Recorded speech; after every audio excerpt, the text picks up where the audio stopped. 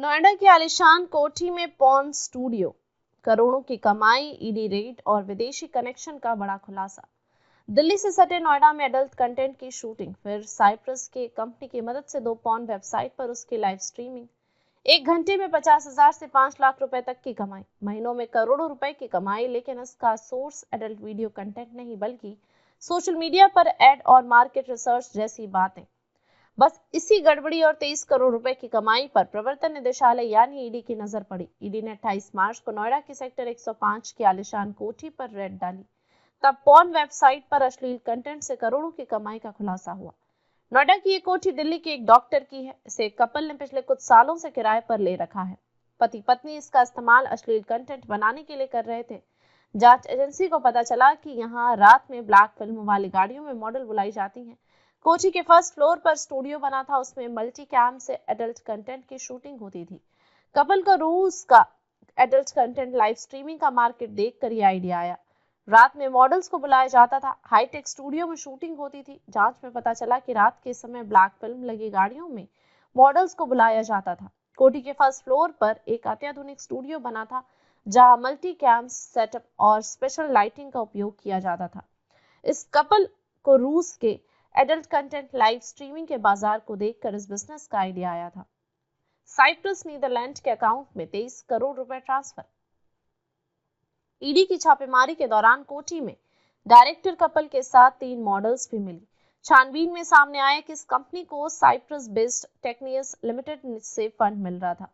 Record में इस fund का स्रोत social media ad, market research और पब्लिक ओपिनियन पोलिंग के एवज में मिलने वाली पेमेंट को दिखाया गया। हालांकि जांच में यह स्पष्ट हुआ कि ये पैसे एडल्ट कंटेंट के बदले में साइप्रस की कंपनी से भेजे जा रहे थे। इस कंपनी ने XH मास्टर और स्ट्रिप चैट जैसी पॉर्न वेबसाइट पर एडल्ट कंटेंट लाइव स्ट्रीम करके करोड़ों रुपए कमाए। ईडी ने पैसों के ट्रांजैक्शन की डिटेल निकाली तो इसका लिंक पॉर्न वेबसाइट से जुड़ा मिला।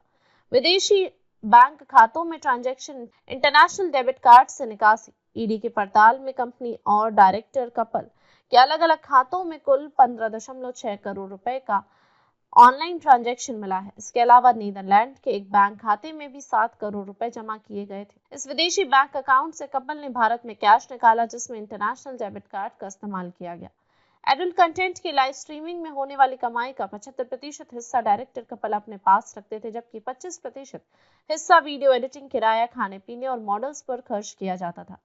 ईडी ने उनके पास से 8 लाख रुपए कैश भी बरामद किए हैं। मॉडल्स को ऑनलाइन हायर किया जाता था। 1 से 3 लाख रुपए की कमाई का लालच। जांच में सामने आया कि कपल सोशल मीडिया और वेबसाइट्स के जरिए मॉडल को हायर करता था।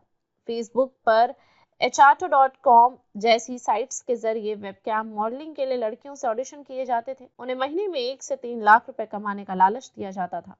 मॉडल्स को बताया जाता है कि यह कंटेंट केवल विदेशों में दिखाया जाएगा। शुरुआती चरण में चेहरा छिपाने की सुविधा दी जाती थी, लेकिन बाद में मॉडल्स को एडल्ट टास्क करने के लिए अधिक पैसे ऑफर कर दिए जाते थे। वीडियो की कैटेगरी के हिसाब से मिलते थे पैसे। मॉडल्स को उनके प्रदर्शन के आधार पर भुगतान किया जाता था।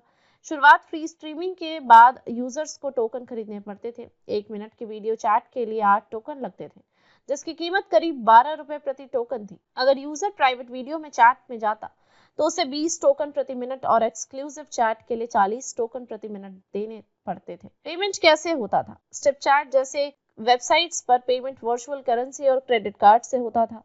पहला टोकन 12 रुपए, 8 मिनट की स्ट्रीमिंग 64 टोकन 668 रुपए, 1 घंटे की एक्सक्लूसिव स्ट्रीमिंग 5760 रुपए।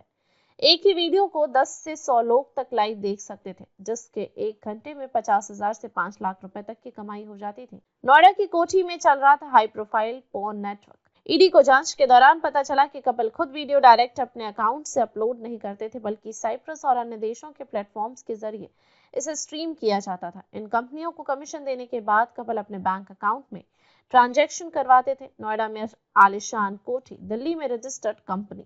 ईडी की छानबीन में पता चला कि यह कंपनी सबडीजी वेंचर्स प्राइवेट लिमिटेड के नाम से रजिस्टर्ड थी, जिसका पता दिल्ली के द्वारका सेक्टर 5 में था। हालांकि इसका असली ऑपरेशन नोएडा के सेक्टर 105 में हो रहा था। ईडी ने इस केस में अपनी जांच जारी रखी है और आरोपियों से पूछताछ कर रही है। हालांकि आरोपियों के नाम आधिकारिक रूप से उजागर नहीं किए गए हैं, लेकिन कंपनी के दस्तावेजों से उज्जवल किशोर और नीलू श्रीवास्तव के नाम सामने आए हैं।